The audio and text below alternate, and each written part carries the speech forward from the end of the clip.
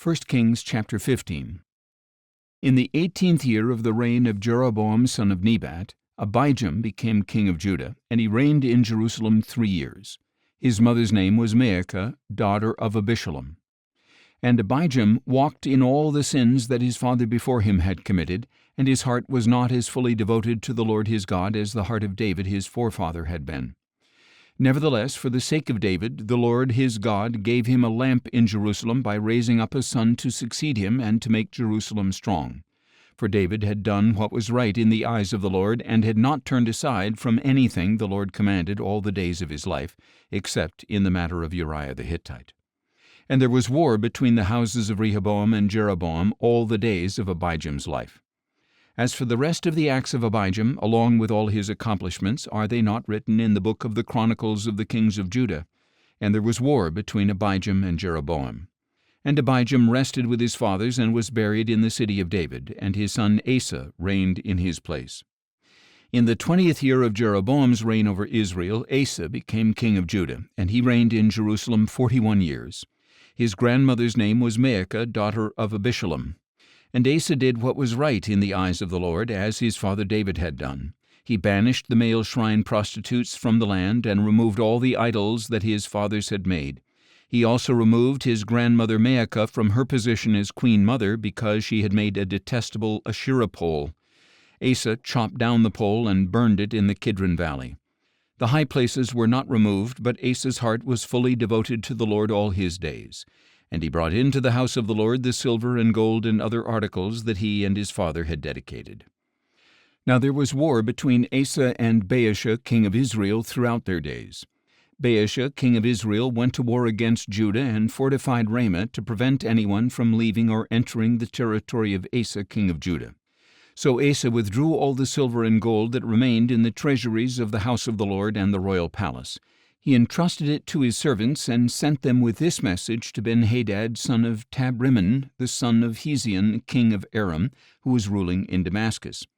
Let there be a treaty between me and you, between my father and your father. See, I have sent you a gift of silver and gold. Now go and break your treaty with Baasha, king of Israel, so that he will withdraw from me. And Ben-Hadad listened to King Asa, and sent the commanders of his army against the cities of Israel, conquering Ijon, Dan, Abel-Beth-Maacah, and the whole land of Naphtali, including the region of Kinnereth. When Baasha learned of this, he stopped fortifying Ramah and withdrew to Tirzah. Then King Asa summoned all the men of Judah with no exceptions, and they carried away the stones of Ramah and the timbers Baasha had used for building. And with these materials King Asa built up Geba of Benjamin as well as Mizpah. Now the rest of the acts of Asa, along with all his might, all his accomplishments, and the cities he built, are they not written in the book of the Chronicles of the kings of Judah? In his old age, however, he became diseased in his feet. And Asa rested with his fathers, and was buried with them in the city of his father David, and his son Jehoshaphat reigned in his place. In the 2nd year of Asa's reign over Judah, Nadab son of Jeroboam became king of Israel, and he reigned 2 years. And he did evil in the sight of the Lord, and walked in the way of his father, and in his sin which he had caused Israel to commit. Then Baasha, son of Ahijah of the house of Issachar, conspired against Nadab, and Baasha struck him down at Gibbethon of the Philistines, while Nadab and all Israel were besieging the city. In the 3rd year of Asa's reign over Judah, Baasha killed Nadab and reigned in his place. As soon as Baasha became king, he struck down the entire household of Jeroboam. He did not leave to Jeroboam anyone that breathed, but destroyed them all, according to the word that the Lord had spoken through his servant Ahijah the Shilonite, because of the sins Jeroboam had committed and had caused Israel to commit, and because he had provoked the Lord, the God of Israel, to anger. As for the rest of the acts of Nadab, along with all his accomplishments, are they not written in the book of the Chronicles of the kings of Israel? And there was war between Asa and Baasha, king of Israel, throughout their days. In the 3rd year of Asa's reign over Judah, Baasha son of Ahijah became king of all Israel, and he reigned in Tirzah 24 years. And Baasha did evil in the sight of the Lord, and walked in the way of Jeroboam, and in his sin, which he had caused Israel to commit.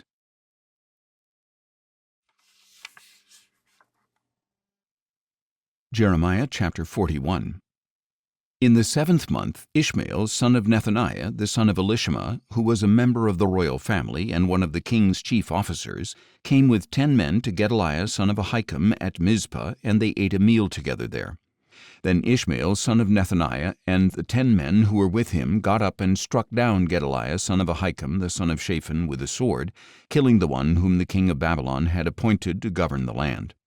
Ishmael also killed all the Jews who were with Gedaliah at Mizpah, as well as the Chaldean soldiers who were there.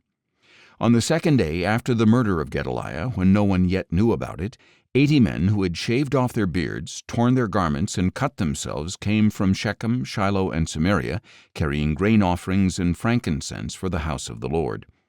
And Ishmael, son of Nethaniah, went out from Mizpah to meet them, weeping as he went.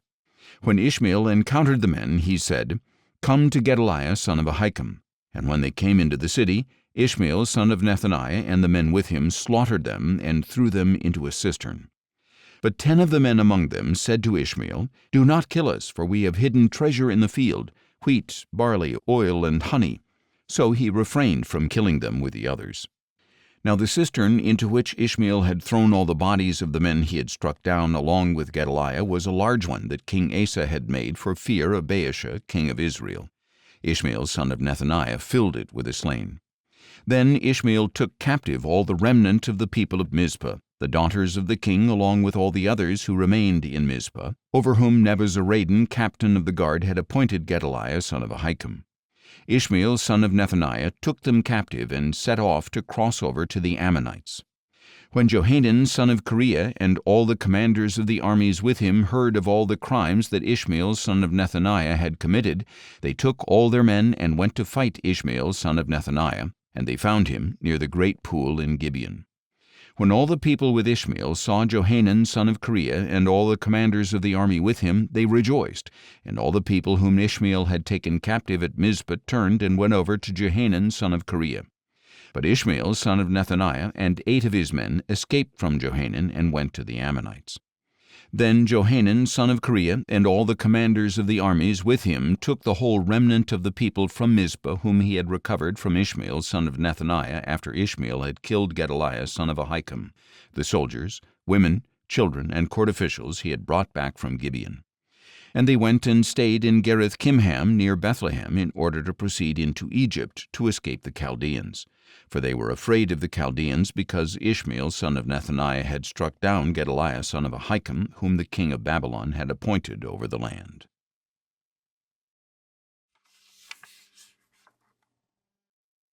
Mark chapter 15. Early in the morning, the chief priests, elders, scribes, and the whole Sanhedrin devised a plan. They bound Jesus, led him away, and handed him over to Pilate. So Pilate questioned him, "Are you the king of the Jews?"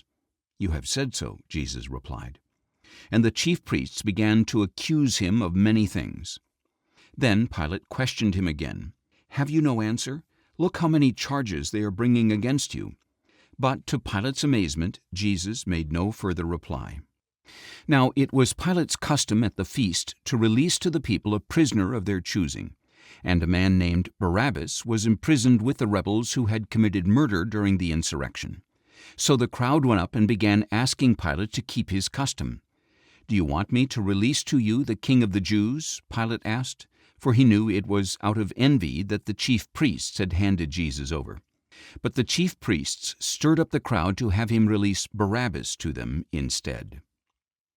So Pilate asked them again, "What then do you want me to do with the one you call the King of the Jews?" And they shouted back, "Crucify him." "Why?" asked Pilate. "What evil has he done?" But they shouted all the louder, "Crucify him." And wishing to satisfy the crowd, Pilate released Barabbas to them. But he had Jesus flogged and handed him over to be crucified. Then the soldiers led Jesus away into the palace, that is, the praetorium, and called the whole company together. They dressed him in a purple robe, twisted together a crown of thorns, and set it on his head. And they began to salute him, "Hail, King of the Jews!" They kept striking his head with a staff and spitting on him, and they knelt down and bowed before him. After they had mocked him, they removed the purple robe and put his own clothes back on him. Then they led him out to crucify him. Now Simon of Cyrene, the father of Alexander and Rufus, was passing by on his way in from the country, and the soldiers forced him to carry the cross of Jesus. They brought Jesus to a place called Golgotha, which means the place of the skull. There they offered him wine mixed with myrrh, but he did not take it. And they crucified him. They also divided his garments by casting lots to decide what each of them would take. It was the 3rd hour when they crucified him, and the charge inscribed against him read, "The King of the Jews." Along with Jesus they crucified 2 robbers, one on his right and one on his left. And those who passed by heaped abuse on him, shaking their heads and saying, "Aha! You who are going to destroy the temple and rebuild it in 3 days, come down from the cross and save yourself." In the same way, the chief priests and scribes mocked him among themselves, saying, "He saved others, but he cannot save himself. Let the Christ, the King of Israel, come down now from the cross, so that we may see and believe." And even those who were crucified with him berated him. From the 6th hour until the 9th hour, darkness came over all the land. At the 9th hour, Jesus cried out in a loud voice, "Eloi, Eloi, lama sabachthani," which means, my God, why have you forsaken me?" When some of those standing nearby heard this, they said, "Behold, he is calling Elijah." And someone ran and filled a sponge with sour wine. He put it on a reed and held it up for Jesus to drink, saying, "Leave him alone. Let us see if Elijah comes to take him down." But Jesus let out a loud cry and breathed his last. And the veil of the temple was torn in two from top to bottom. When the centurion, standing there in front of Jesus, saw how he had breathed his last, he said, "Truly, this man was the Son of God."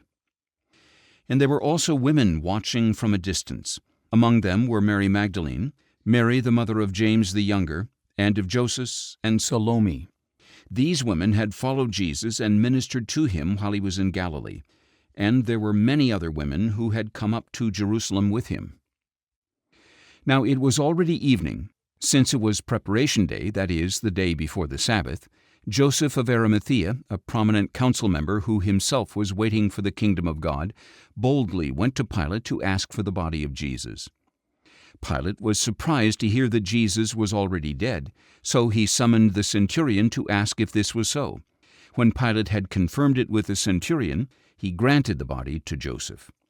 So Joseph bought a linen cloth, took down the body of Jesus, wrapped it in the cloth, and placed it in a tomb that had been cut out of the rock. Then he rolled a stone against the entrance to the tomb. Mary Magdalene and Mary the mother of Joseph saw where his body was placed.